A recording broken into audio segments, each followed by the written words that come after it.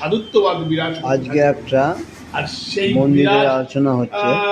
বিরাট করার আলোচনাটা এমন একটা জায়গায় আমরা আছে তো সবসময় সবকিছু আলোচনার মধ্যে ব্যস্ত থাকি, যে সেখানে এরা সবাই আছে। আলোচনাটা তোমার হচ্ছে, মতো করে দেখুন, তুমি ভাবছো, ঠাকুর আমার নিয়ে মতো করে আমি ভাবছি, সবই ভালো বুঝলি শিবু? খারাপ চিন্তা করুন।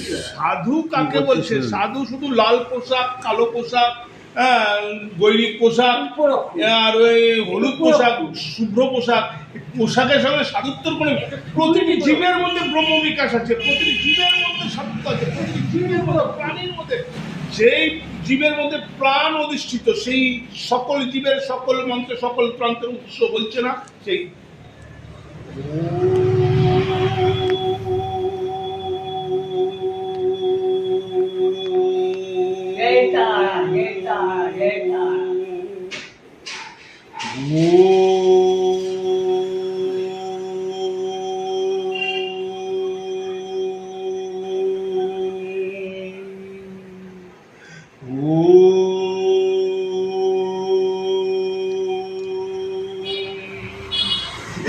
ওমের মধ্যে কিন্তু সকল